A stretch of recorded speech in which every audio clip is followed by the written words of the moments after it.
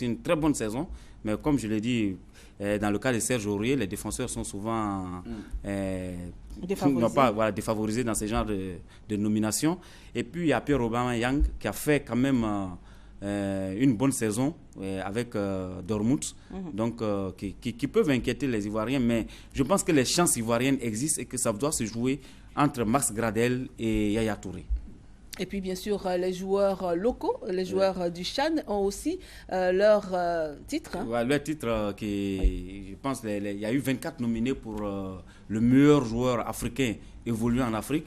Il y a des Ivoiriens. Parmi ces 24 nommés, il y a 2 Ivoiriens. Il y a Sylvain Gbo et Roger Assalé. On sait, ils ont porté le CW jusqu'à la finale de la Coupe de la Confédération.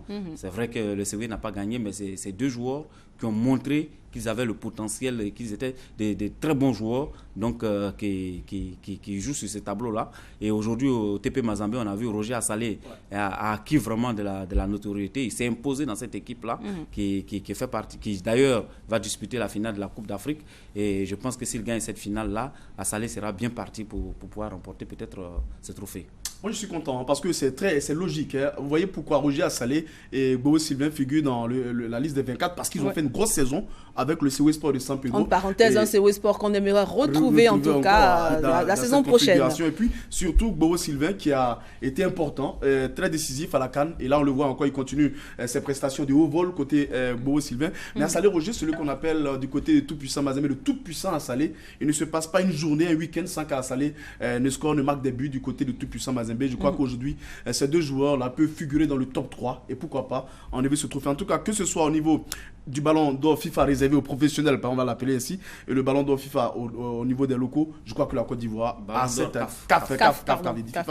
a la possibilité de décrocher l'un des ballons d'or. Et concernant bien sûr les 37 nominés pour le ballon d'or,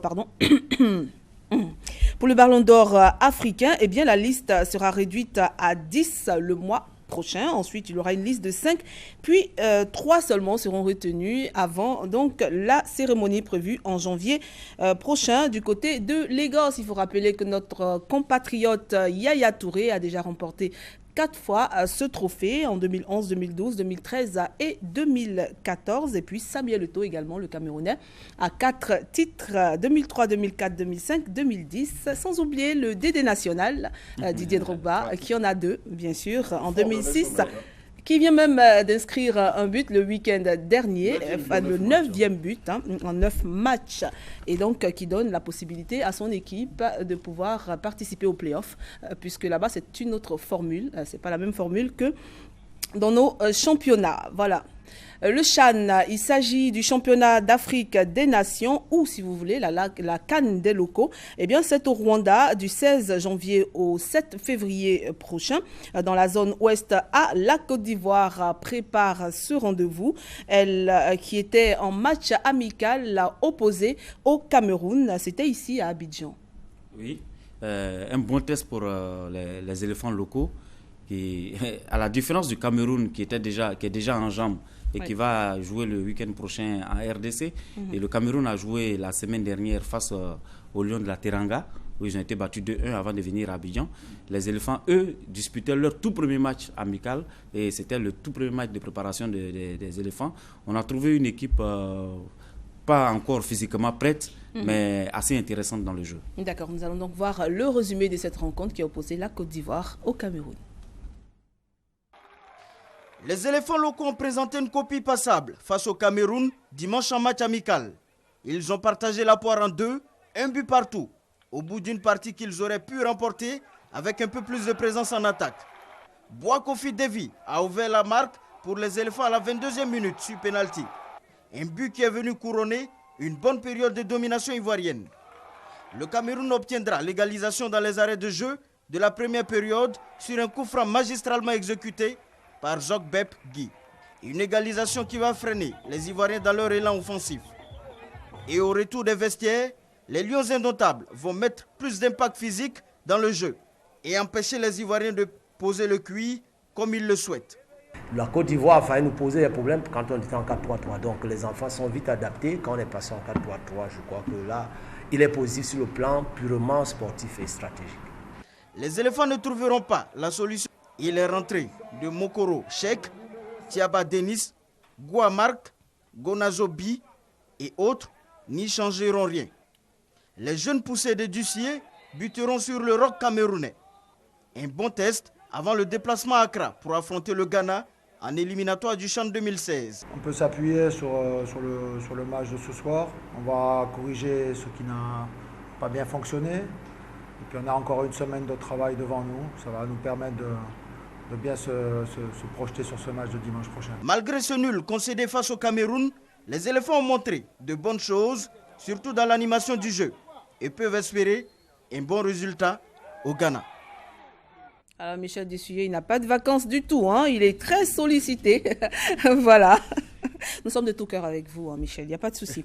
Alors, on voit la Côte d'Ivoire sur le plan international, là, qui s'en sort très bien, d'ailleurs championne d'Afrique en titre. Et sur le plan national, je veux dire, dans la compétition, dans le CHAN, c'est un peu compliqué pour les Ivoiriens, alors que le championnat de Côte d'Ivoire est quand même dit parmi les meilleurs de la sous-région. Ça s'explique, Cathy. Regardez un peu chaque année, à chaque fois que le CHAN va être organisé, c'est pratiquement au moment où nous sommes en pleine période de mercato. Cette année, je suis en train de regarder, je vois comment il doit souffrir, hein, Michel Dussuet, parce que là, vous avez des joueurs comme Soumaro Bangali, Davila, des joueurs comme Gloudoué Ange, beaucoup de joueurs de certains clubs qui ont quitté carrément la Côte d'Ivoire pour aller du côté d'autres au niveau du Maghreb, d'autres sont partis même en Guinée-Conakry. Aujourd'hui, il n'y a pas le même groupe ne reste pas pendant plus de 2 ou 3 mois. À chaque moment, à chaque fois que le championnat s'arrête, immédiatement, les quelques bons joueurs, comme on dira ici, vont directement dans d'autres championnats. Donc, ils n'ont jamais eu le temps de faire un groupe assez sérieux, assez solide ici. Parce que le CHAN est réservé exclusivement aux joueurs évoluant au pays. Y a-t-il des solutions ? Y a-t-il des solutions ? Il faut simplement mettre les moyens à la disposition de ces clubs et suivre ces moyens, parce que ça ne sert à rien de donner une subvention et puis ne pas suivre au quotidien la subvention, où ça va. Vous avez peur que la subvention aille... Ah non, si ça reste seulement dans la poche de quelques dirigeants. Non, il faut d'abord maximiser un peu cette subvention. Ça a été fait déjà avec 50 millions aujourd'hui. On espère bien que si la FIFA a des moyens, on va pouvoir augmenter et voir un peu et fixer un quota pour quand même permettre à ce joueur de vivre décemment et de rester ici. Parce que si un joueur a 400 000, 500 000, il va aller faire quoi en Guinée-Conakry, il va aller faire quoi du côté de Libreville. Il faut maintenir ces joueurs-là aussi longtemps pour qu'on puisse aller loin dans cette compétition. Parce que figurez-vous que même le CHAN organisé ici en 2009, on a été ridicule, ça c'est le thème ESA, parce qu'on n'avait pas de joueurs véritables pour affronter cette compétition. Alors, est-ce qu'il y a une solution donc, pour retenir ces joueurs ici, parce que ce n'est pas très reluisant du côté du CHAN? Une solution, il n'y a pas de solution miracle. Bien sûr. Je pense que si les clubs ont les moyens de les retenir, ils allaient les retenir, mais les clubs n'ont pas les moyens aujourd'hui. Il faut dire que beaucoup de clubs ivoiriens sont surendettés. Donc il y a un gros problème financier au niveau du football ivoirien. Les clubs n'arrivent pas à suivre la surenchère imposée par des clubs guinéens ou des clubs de RDC ou des clubs d'Afrique du Nord. Donc ça, c'est un gros problème. Mais pour en revenir aux équipes du CHAN, il faut dire, est-ce que la fédération prend au sérieux cette compétition-là elle-même? Parce que là, quand on regarde un peu la préparation que le Cameroun a eue, en ayant pratiquement plus de 15 jours de préparation, avec 2 matchs amicaux contre le Sénégal, contre la Côte d'Ivoire, pour aller jouer contre la RD Congo. Pendant que les éléphants étaient en regroupement ici, on s'est dit qu'il y a 2 poids, 2 mesures. Donc, est-ce que cette compétition est prise au sérieux par la fédération? Sinon, quand on regarde un peu la configuration aussi des joueurs qui ont été retenus par Dussuet pour jouer ces matchs amicaux face au Cameroun, il y a quand même un potentiel énorme, avec les Yao Serge Nguessan, les Gonazobi, les Bois Devi. Donc il y a vraiment un potentiel énorme, mais cette équipe a manqué véritablement des rythmes. Elle a montré de bonnes choses, mais elle manquait des rythmes, et dès que les Camerounais ont compris, ont posé l'impact physique, les éléphants ont été noyés dans le match. Donc il y a un problème de préparation. Voilà, il faut leur donner les moyens de se préparer sérieusement. Ce sera rectifié. Parce que dans une semaine, c'est le Ghana, c'est un beau pays de footballeurs. Ils ont quand même quelques moyens pour maintenir leurs joueurs au niveau de leur championnat. Ils ont des très bons clubs également, le sait les Ghanéens. Donc il faut sérieusement, dans cette dernière semaine-là, préparer pour aller faire un bon résultat et chercher à se qualifier ici. Mais l'une des images que je voulais donner, parlant de cette équipe des éléphants locaux, regardez les deux meilleurs joueurs des 2 dernières années. Salé Roger, meilleur joueur de Côte d'Ivoire, il va au tout-puissant Mazembe. Bayo Bakoum, meilleur joueur de Côte d'Ivoire. L'année qui suit, après un an, il va du côté de l'Étoile du Sahel. Ouais, c'est vrai que c'est un peu difficile. C'est clair, c'est difficile pour les entraîneurs. D'accord, prochain Ouais, match mais donc. toujours est-il Oui. que même si il a l'Étoile du Sahel ou je ne sais dans quel autre championnat africain, il peut être rappelé pour jouer le champ. Voilà. Ah, donc il va falloir aller les chercher alors. Il faut aller les chercher. C'est quand ils ne jouent plus sur le continent africain qu'ils ne peuvent pas passer donc au champ. Il faut renforcer parce que voilà. nos jeunes ne sont donc, pas en Europe. voilà. Donc Assalé aurait pu venir renforcer cette équipe-là, peut renforcer cette Surtout équipe qu'il n'est pas titulaire pour jouer. avec Voilà. l'équipe nationale. Mais là, bon, on va dire que c'était un match amical, voilà. donc on espère qu'avec le prochain match, il y aura donc les joueurs que nous attendons, dont vous parliez tout à l'heure. Prochain match donc le 18 octobre, Ghana-Côte d'Ivoire, puisque le match se jouera du côté du Ghana. Et puis à côté de cette rencontre, il y aura également le Nigeria qui reçoit le Burkina Faso et la Guinée qui reçoit le Sénégal. Le patron du football africain, Issa Yatou, était à Abidjan lundi dernier, vous l'avez vu, en visite privée au président de la fédération Augustin Sidi Diallo pour lui présenter ses condoléances suite au décès de sa génitrice. Mais il a également rendu une visite de courtoisie au ministre des Sports, François Albert Amichia. Salif Ouattara pour le résumé. Arrivé le lundi 5 octobre à Abidjan dans le cadre d'une visite privée, Issa Yatou, président de la Confédération africaine de football, s'est rendu dans la soirée du mardi 6 octobre au domicile du ministre des Sports et Loisirs, François Albert Amicha, en compagnie du président de la Fédération ivoirienne de football, Augustin Sidi Diallo. Objectif du premier responsable du football africain, féliciter François Amicha pour sa nomination au poste de ministre des Sports et Loisirs. Issa Yatou a profité de l'occasion pour aborder l'organisation de la Coupe d'Afrique des Nations de 2021. La compétition phare du football africain se déroulera en Côte d'Ivoire en 2021. La CAF accorde une attention particulière à ce dossier, notamment la construction des infrastructures devant abriter la compétition.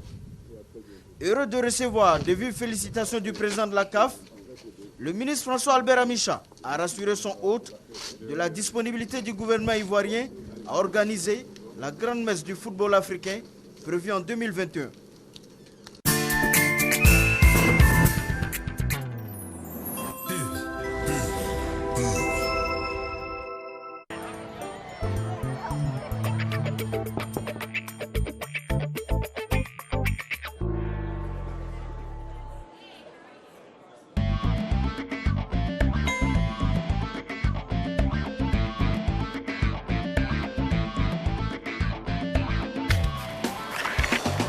Mentos Chewing-Gum Ice, fraîcheur glaciale. Nouveau Mentos Chewing-Gum Ice. Moi, c'est Candia et voici ma famille. Je vous présente Eric, le papa connaisseur. Il ne boit pas, il déguste. Elle, c'est Jamie. Elle ne dit pas menthe au lait, mais menthe au Candia et ne partage qu'avec sa maman et Junior, le futur champion. Voici Yannick, la star de la maison. Il boit Candia à la bouteille, c'est plus simple. Lui, c'est le vieux Joe, l'homme de fer, toujours en forme. Dans le lait Candia, il y a plus que du calcium. Il y a aussi de la joie de vivre. Moi, c'est Candia.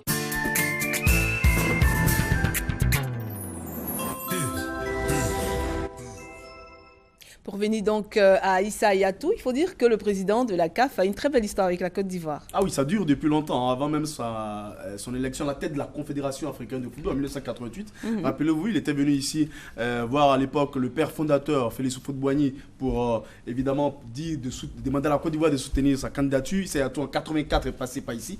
Ensuite, l'histoire est claire, il est président de la Confédération africaine de football. Il vient juste présenter ses condoléances à la famille Sidi, au patron du football ivoirien, salue également les autorités de Côte d'Ivoire. Et le lendemain, il est président intérimaire, c'est vrai, de la FIFA pour la première fois qu'un Africain occupe ce poste, le patron du football mondial. Comme quoi, la Côte d'Ivoire apporte beaucoup de bonheur à Issa Yatou. Ça, c'est clair. C'est ça, on vous l'accorde, on vous l'accorde. Brice, vous l'avez dit, Issa Yatou désigné pour assurer l'intérim à la tête de la Fédération internationale de football après la suspension du président Sepp Blatter par la commission d'éthique. Il doit être en place donc jusqu'au 6 janvier 2016.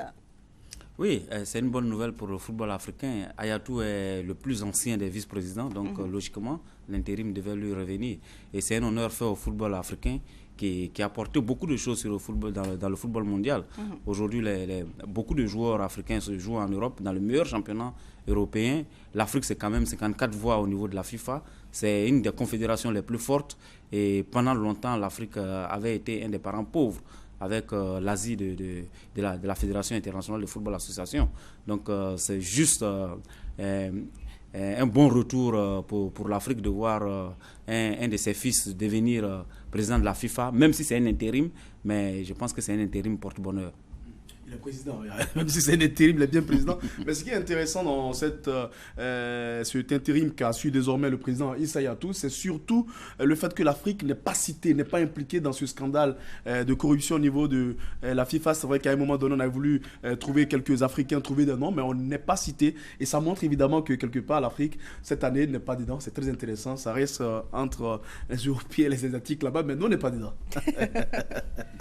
D'accord. Alors, tout à l'heure, vous vous inquiétiez donc pour les infrastructures, pour les prochaines compétitions organisées par la Côte d'Ivoire. Il s'agit notamment de la francophonie en 2017 et bien sûr de la Coupe d'Afrique des Nations en 2021. Et justement, concernant cette Coupe d'Afrique des Nations organisée par la Côte d'Ivoire du 6 au 9 octobre 2015, une délégation de l'Office national des sports, l'ONS donc, délégation conduite par son directeur général Koné Salif, s'est rendu dans la région du Poro afin de commencer l'identification des sites retenus pour la construction des stades devant abriter cette Coupe d'Afrique des Nations 2021. Les détails avec Anne-Marie Nguesson.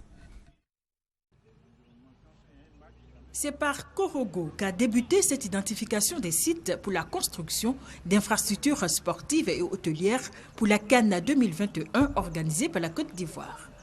2 sites, plus précisément, ont retenu l'attention du directeur général de l'ONS, Koné Salif, et sa délégation, composée d'un expert du Bureau national d'études techniques et de développement, BENECT, des directeurs régionaux des ministères des Sports et des Loisirs, de la construction et de l'urbanisme et du représentant du préfet de région.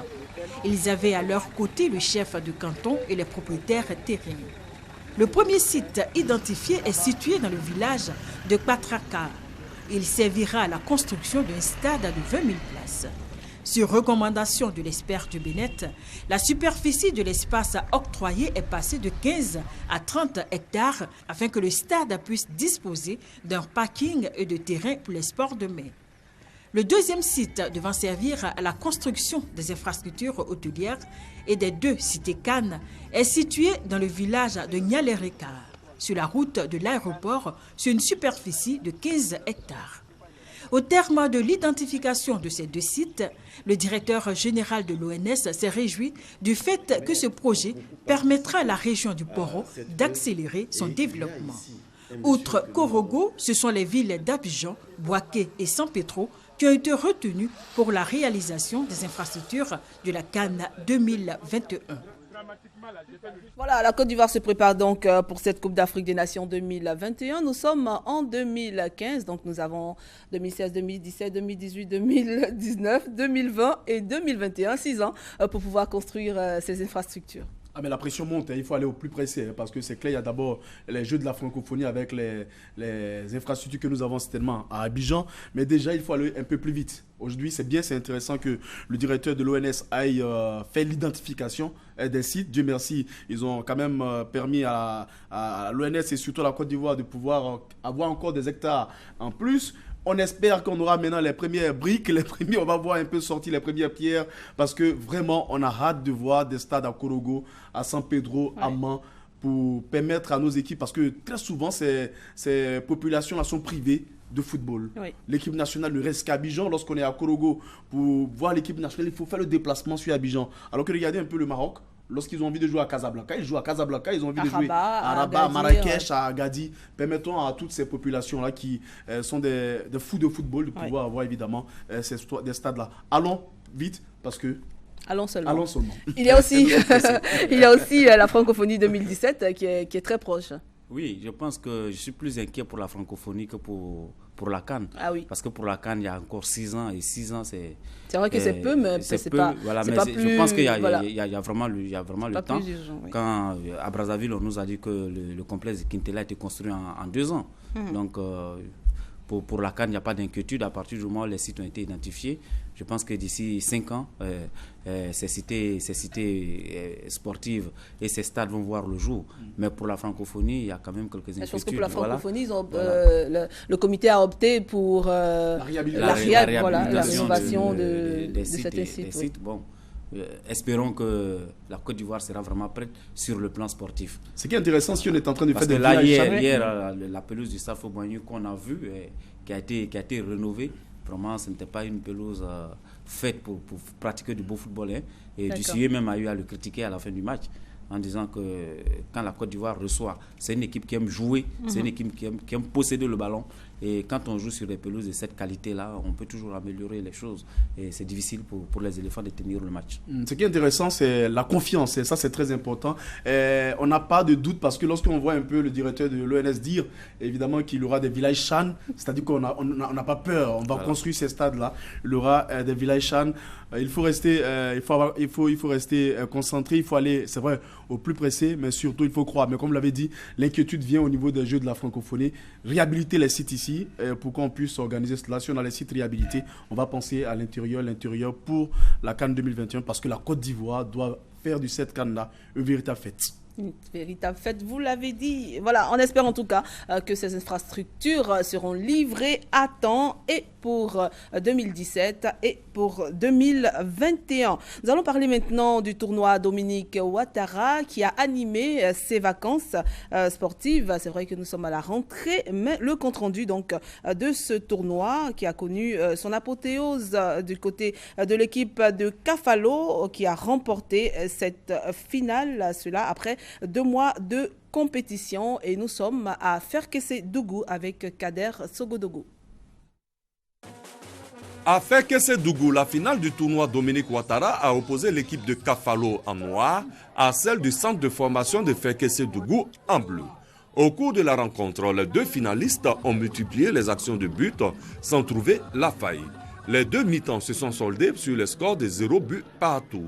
Les 2 équipes ont donc eu recours à la fatidique épreuve des tirs au but pour se départager. L'équipe de Kafalo en est sortie victorieuse en battant l'équipe du centre de formation de Ferkessé-Dougou par 5 tirs contre 4. Le tournoi Dominique Ouattara est destiné aux U15.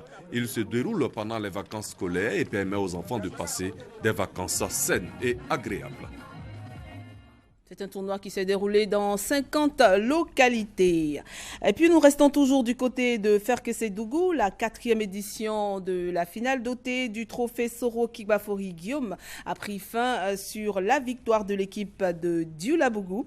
Par la victoire donc de Dioulabougou sur le score de 1-0. Kader Sogodogo. La 4e édition de la finale dotée du trophée Soro Kigbafori Guillaume, président de l'Assemblée nationale, a opposé l'équipe de Dioulabougou en jaune à celle de la gare en bleu. Une rencontre riche en actions de but et d'un niveau technique très élevé. La rencontre s'est soldée par la victoire de Dioulabougou sur le score de 1-0, but marqué à la première mi-temps. Le tournoi Soro Kigbafori Guillaume a pris fin par une soirée de récompenses. Les meilleures équipes et dirigeants ont reçu des trophées. Le parrain salue l'esprit de fraternité entre la jeunesse de la localité. La jeunesse de Ferkessé-Dougou, initiatrice de la compétition, entend apporter des innovations l'année prochaine. Rendez-vous est donc pris pour la 5e édition en 2016. Et puis à présent, les populations de Foyampleu dans la région du Tonki, ce sont des Yacouba, et celles de Soubré étaient en joie. Raison principale, les finales de tournois de football dédiés à la paix et à la réconciliation. Salif Ouattara. La localité de Foyampleu, située dans l'ouest montagneux, a abrité la finale du tournoi Kouan-Gaston, parrainé par Lambert Fekessé. Dotée du trophée de la paix et de la réconciliation, la finale a opposé l'équipe de Seupleu en blanc à celle de Foyampleu. Plus aguerrie, c'est au tir au but que les garçons de Foyampleu se sont imposés. 5 tirs réussis contre 4 au grand plaisir du public. Dans le canton Kamessala, le premier adjoint au maire de Touba, Adama Doumbia, a parrainé le tournoi de l'unité qui opposait l'équipe de Chelsea en bleu à celle du Bayern. Victoire au tir au but pour les Blues de Touba au détriment des Bavarois. À la grande équipe de Chelsea qui est représentée en tout cas dans cette région de la Côte d'Ivoire. Elle est en bleu aussi. Hein.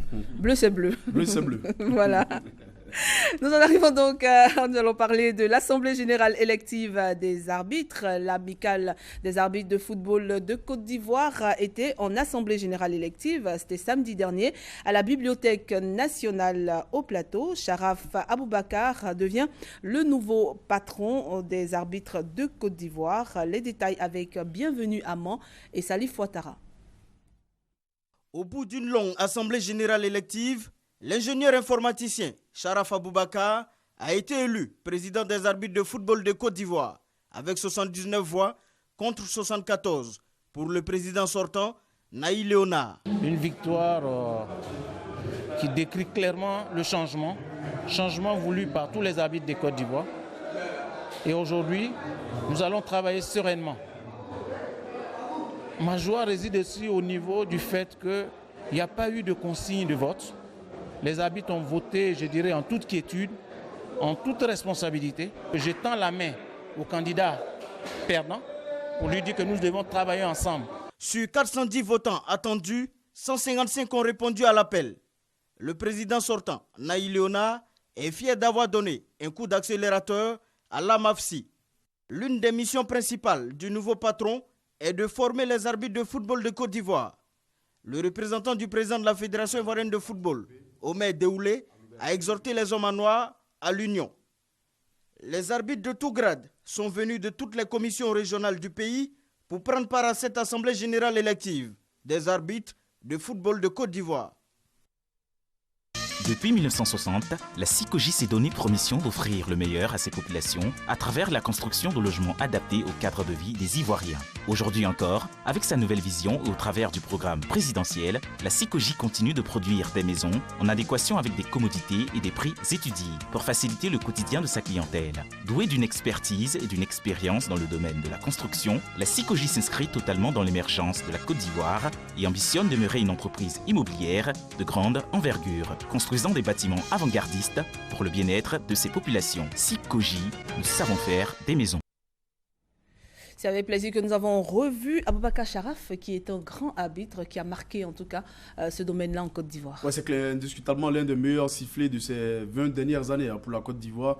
Et Aboubakar Sharaf, c'est la 3e fois qu'il se présente à cette élection pour être à la tête de l'amicale des arbitres de football de Côte d'Ivoire. Je crois que c'est bon de faire l'alternance. On a vu Naï Léonard par 2 fois, 2 mandats. Aujourd'hui, Aboubakar Sharaf vient avec son idée, avec son expérience. C'est très intéressant parce que depuis qu'on a doué Noumandiès, on est en train de chercher à pouvoir avoir d'autres arbitres. Il y a des sifflets de qualité, notamment, je vous l'information est là, Dambélé Denis qui a officié le match au Côte d'Ivoire-Cameroun sera présent, je crois, au Mali pour Guinée et Sénégal avec le trio Bobé Chérif et Koulibaly Abou. C'est dit qu'on a des arbitres de qualité. Maintenant, qu'est-ce qu'il faut faire? Il faut continuer de former à la base pour pouvoir être quand même ce pays qui a de bons sifflets. Et je crois qu'Aboubacar Sharaf aujourd'hui apportera son expérience et surtout, il y a longtemps, à le voir couler des larmes, c'est-à-dire qu'il avait envie d'apporter quelque chose à cette amicale. Il a connu en tout cas de très bons moments ici en Côte d'Ivoire, Aboubakar Sharaf. Et puis, vous l'avez dit, on a de très bons arbitres pour le football en Côte d'Ivoire. Oui,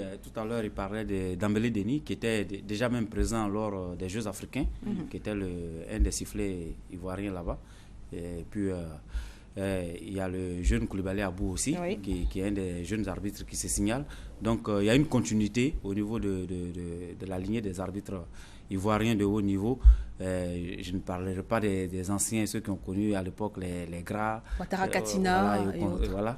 Donc, il y a une continuité au niveau de la Confédération africaine d'avoir de grands arbitres ivoiriens.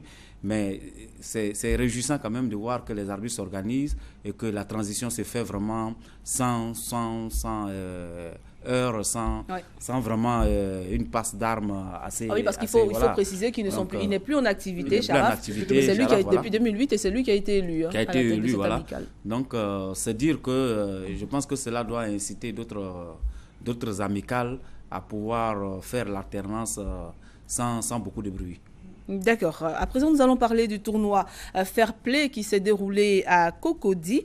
Il s'agit donc d'un tournoi organisé par l'Association des centres de formation de Cocody qui a organisé samedi dernier 3 finales dans la catégorie U13, U16 et U20. L'objectif était de sensibiliser les jeunes footballeurs aux idéaux de tolérance et de renforcer les liens de fraternité. On va donc rejoindre Salif Ouattara pour le résumé. Pour voir quelles sont les conditions de jeu, pour voir sur quoi je dois être attentif. Nous devons être attentifs à comment sont les choses. Il faut maintenant que...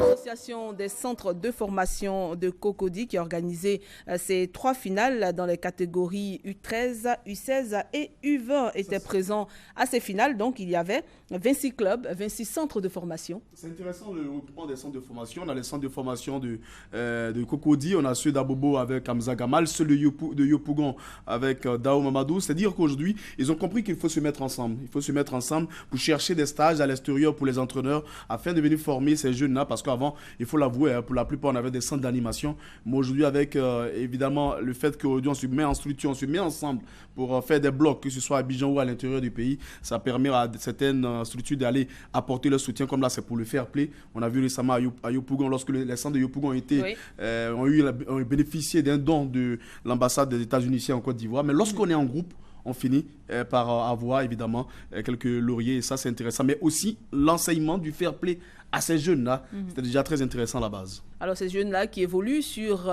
comment ça s'appelle ce genre de terrain?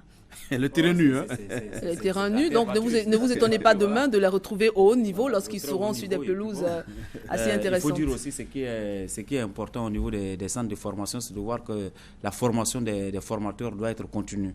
Et je pense que la DTN est en train de mettre un accent particulier dessus. Et c'est pour cela peut-être que les centres de formation dans les différents quartiers commencent à se regrouper plus ou moins en amical.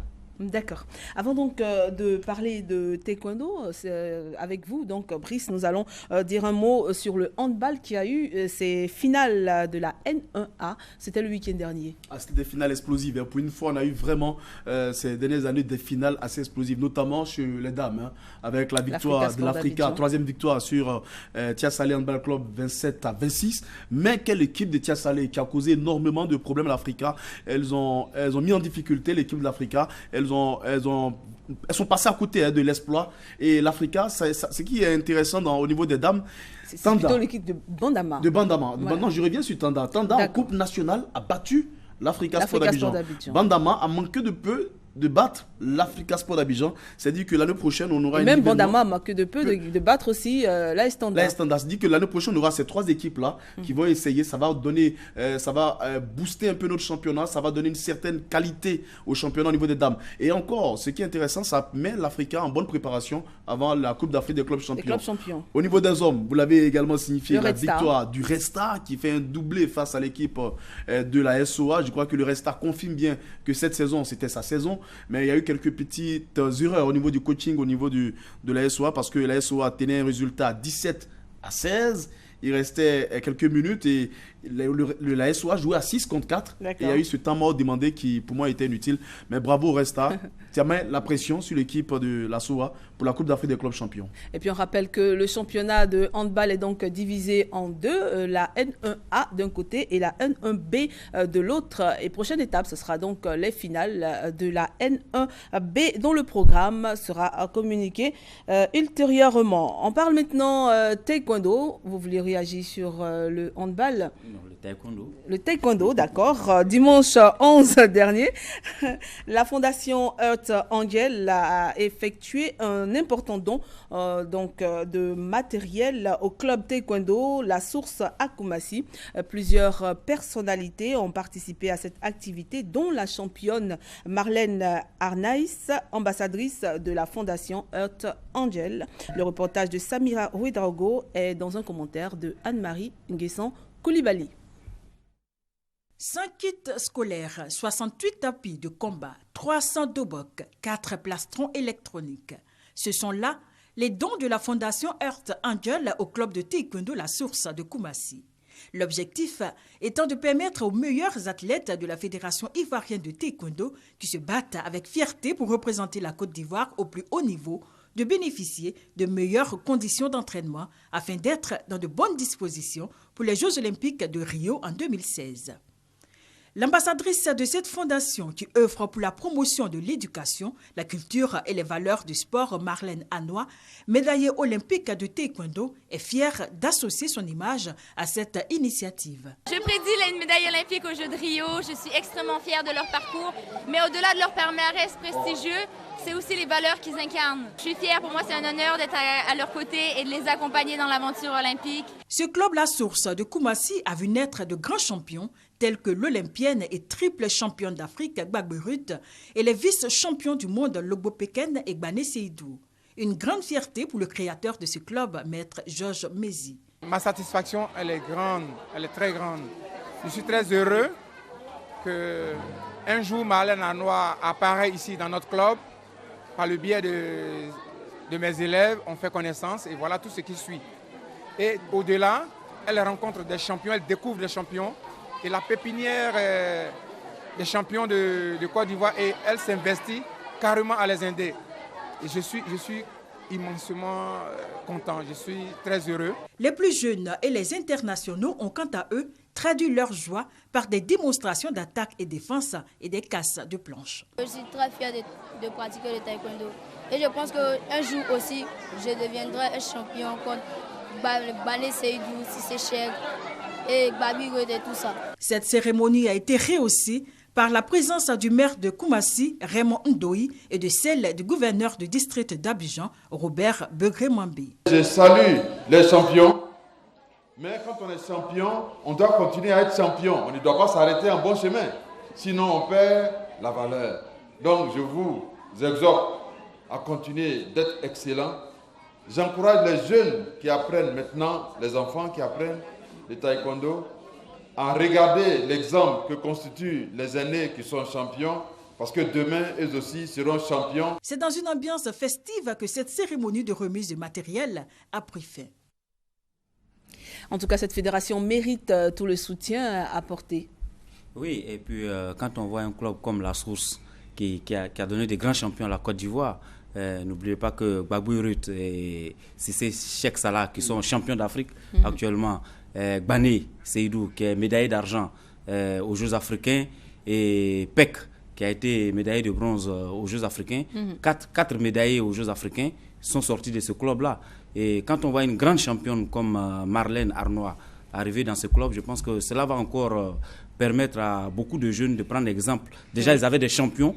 Des champions dans le club et il voit venir une championne vraiment de très haut niveau, très haut niveau voilà, qui a combattu au niveau des championnats d'Europe, des championnats du monde et des Jeux olympiques, qui est médaillée olympique d'ailleurs, et qui arrive dans le club.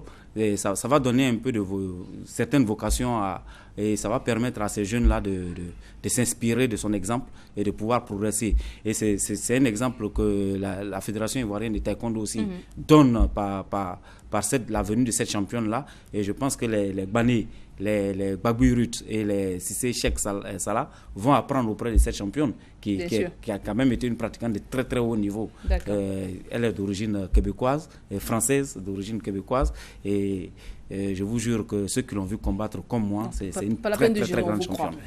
Allez-y. Justement, c'est intéressant parce que dans quelques jours seulement, il y aura ce Grand Prix de Manchester qui pourra donner encore beaucoup de points à nos taekwondo, notamment Cissé Cheikh Salah qui est bien parti pour une qualification au JO, une potentielle médaille également, tout comme Gbagbo Ruth. Et surtout, c'est intéressant pour ces jeunes enfants-là de pouvoir voir s'inspirer d'abord de Cissé Cheikh Salah, Gbagbo Ruth, Gbane Seydou et de la championne olympique également, d'apprendre à leur côté et pouvoir gagner. Puis un mot également sur cette fédération ivoirienne de taekwondo, ils ont fini par renouveler leur commissariat au compte. Ça, c'est une chose appréciable parce que toutes les fédérations n'ont pas encore travaillé à ce niveau-là. Comme le disait le président Baba Cheikh Daniel, c'est pas un vide juridique, c'est un vide institutionnel qui est réglé maintenant et ça va maintenant permettre à cette fédération-là de mieux pouvoir gérer ses comptes. Surtout qu'au niveau du ministère, on se veut regardant dans toutes les activités au niveau financier de ces fédérations. Et c'est une fédération sérieuse.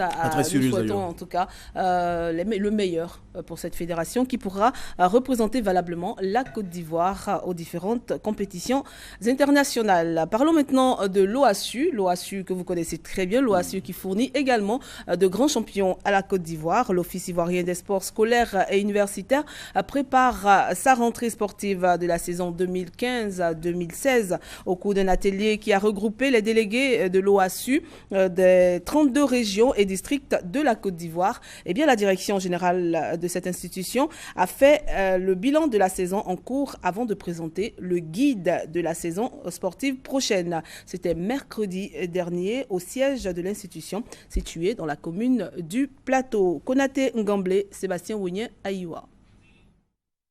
Identifier les forces et faiblesses dans l'organisation des compétitions scolaires et universitaires, envisager les perspectives pour la saison 2015-2016, c'est le but recherché par l'atelier organisé à l'attention des délégués OASU des 32 régions et districts de la Côte d'Ivoire. Pour la bonne tenue des compétitions, le DG de l'OASU a fait le tour des différentes préoccupations des délégués régionaux, donner quelques orientations avant de présenter les perspectives majeures de la saison à venir. Pour la saison 2015-2016, un des credos pour nous, c'est d'être innovant.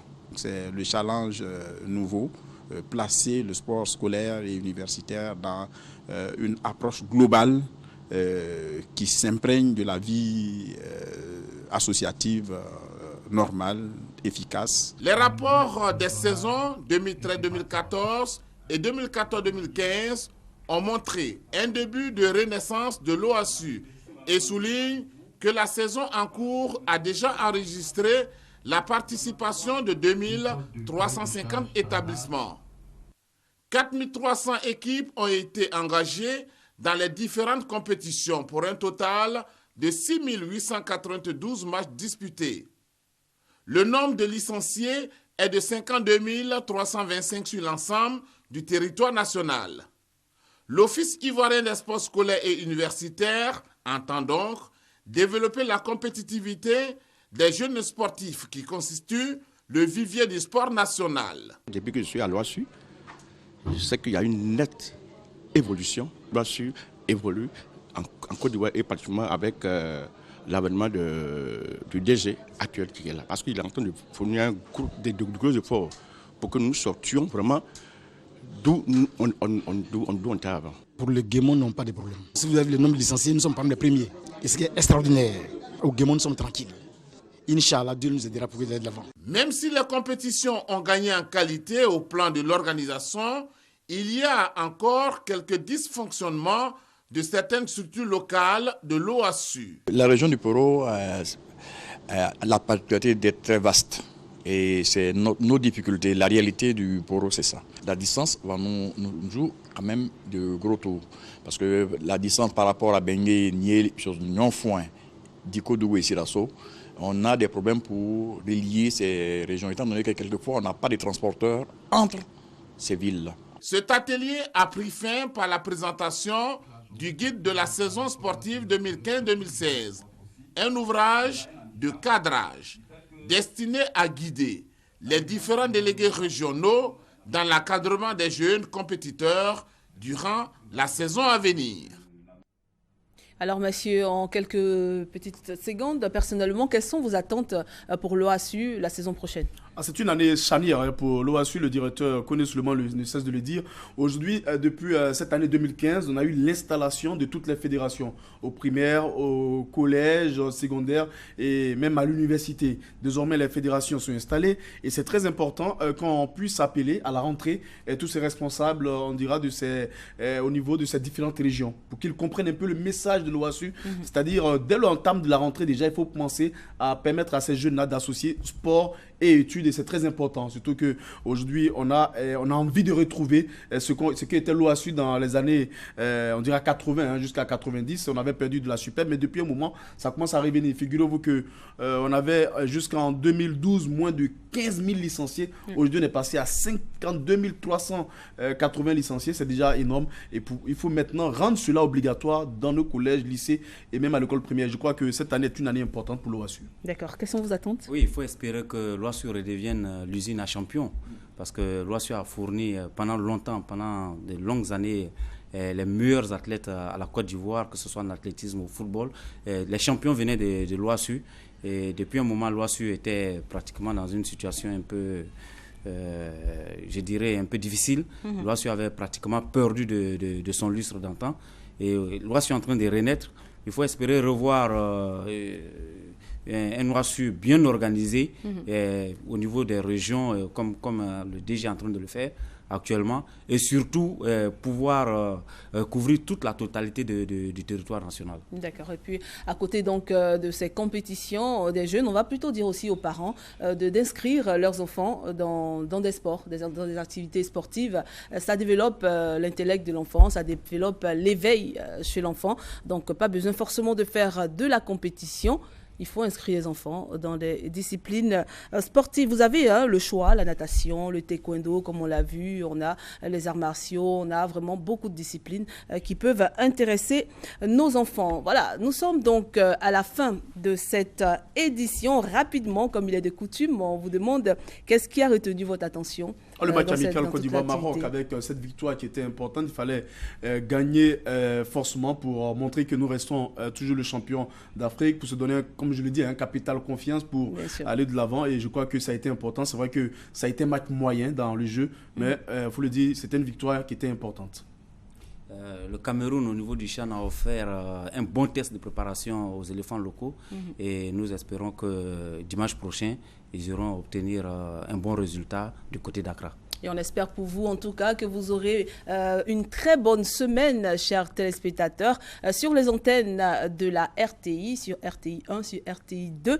Et puis, quant au sport, on vous retrouve très bientôt pour d'autres actualités dans ce domaine. Nous avons pris beaucoup de plaisir à être en votre compagnie. Merci, messieurs. Merci, Cathy. Merci à vous également. Et puis, le rentrez bien beau, chez hein, vous. le noir. Ah oui, c'est vrai. Merci.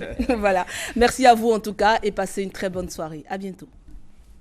La RTI et la CICOG vous ont présenté Lundi Sport.